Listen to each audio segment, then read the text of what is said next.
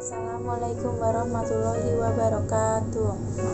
Kami dari kelompok 6 yang beranggotakan Dinda Dwi Merianti, ada Martin Suhada, ada Nur Hikmatul Asamil, ada Fani Apriantini, dan Yulia Triastuti. Kami akan mempresentasikan tentang materi yang pertama, yaitu pasar dan kebijakan pemerintah. Materi yang kedua, gaya hidup dan konsumsi. Pasar dan kebijakan pemerintah. Di sini ada pengertian pasar, yaitu tempat bertemunya calon penjual dan calon pembeli barang dan jasa. Di pasar, antara penjual dan pembeli akan melakukan transaksi. Transaksi itu sendiri adalah kesepakatan dalam kegiatan jual beli. Syarat terjadinya transaksi adalah ada barang yang diperjualbelikan, ada pedagang, ada pembeli, ada kesepakatan harga barang, dan tidak ada paksaan dari pihak manapun. Ada unsur atau komponen pasar, yaitu penjual adalah orang yang menjual barang dagangan yang berkali-kali dijual. Yang kedua ada pembeli, memperoleh sesuatu dengan menukarkan dengan uang atau membayar. Yang ketiga ada barang dan jasa yang diperjualbelikan, barang yang diperdagangkan untuk kemudian ditukar dengan uang. Yang keempat ada pembayaran, alat pembayaran, alat yang digunakan oleh penjual maupun pembeli dalam pasar yang telah disepakati oleh keduanya, biasanya berupa uang, obligasi, saham, cek, dan lain-lain. Yang kelima ada tempat. Tempat adalah ruang, bidang rumah yang dipakai untuk melakukan sesuatu. Yang keenam ada sistem. Sistem adalah sekelompok item atau bagian-bagian yang saling berhubungan dan saling berkaitan secara tetap dalam membentuk satu kesatuan terpadu. Yang ketujuh ada perantara atau agen. Agen adalah pedagang yang membeli atau mendapatkan barang dagangannya dari distributor atau agen tunggal, yang biasanya akan diberi daerah kekuasaan penjual. Nomor 8, distributor. Distributor adalah pedagang yang membeli atau mendapatkan produk barang dagangan dari tangan pertama atau produsen secara langsung. Pedagang besar biasanya diberikan hak wewenang atau wilayah daerah tertentu dari produsen. Contoh dari distributor adalah agen tunggal, adalah seperti ATPM atau singkatan dari agen tunggal pemegang merek atau produk mobil. Yang kedua, syarat-syarat pasar. Syarat-syarat pasar adalah 1. Terdapat barang dan jasa yang diperjualbelikan.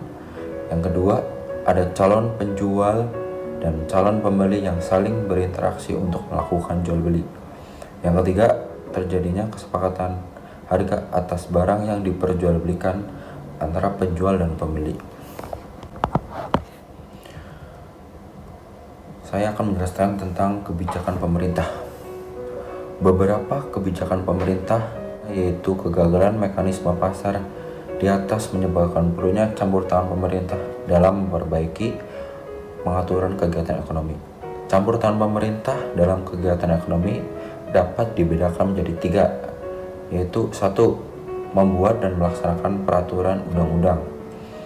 Yang kedua, secara langsung melakukan beberapa kegiatan ekonomi atau membuat perusahaan. Yang ketiga, melakukan kebijakan fiskal dan moneter.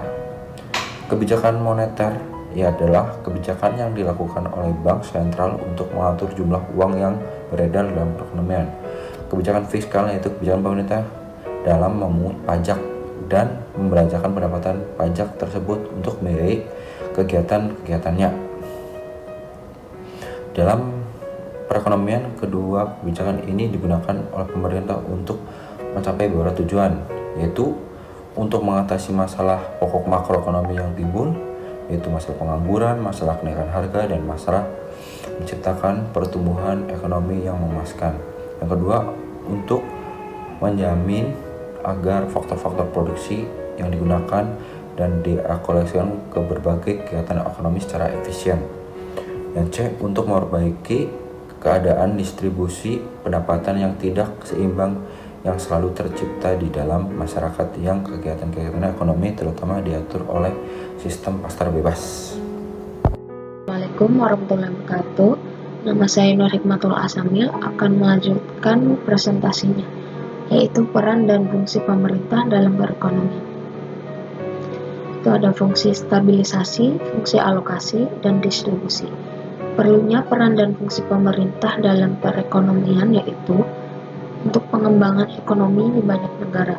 Umumnya terjadi akibat intervensi pemerintah baik secara langsung maupun tidak langsung. Intervensi pemerintah diperlukan dalam perekonomian untuk mengurangi dari kegagalan pasar atau market failure. Mekanisme pasar tidak dapat berfungsi tanpa keberadaan aturan yang dibuat pemerintah. Aturan ini memberikan landasan bagi penerapan aturan main, termasuk pemberian sanksi bagi pelaku ekonomi yang melanggarnya. Mengapa pemerintah ikut campur dalam perekonomian? Yaitu untuk mencegah terjadinya kelangkaan pasar, mempermudah distribusi dan kebijakan impor, mengatasi monopoli dan hak kuasa atas sumber daya, mengatasi pajak, pembatasan uang dan modal, dan perlindungan produksi. Nama saya Fania Priantini. Di sini akan melanjutkan untuk menjelaskan tentang gaya hidup dan konsumsi. Secara umum, konsumsi adalah suatu kegiatan yang bertujuan mengurangi atau menghabiskan nilai guna suatu barang atau jasa dalam rangka memenuhi kebutuhan hidup. Dan gaya hidup adalah bagian dari kebutuhan sekunder manusia yang bisa berubah bergantung terhadap zaman atau keinginan seseorang untuk mengubah gaya hidupnya. Gaya hidup sendiri itu bisa dilihat dari cara berpakaian, kebiasaan, dan lain hal sebagainya. Baik, nama saya Yulia Triastuti. Saya akan menjelaskan tentang konsumsi dan gaya hidup dalam sosiologi.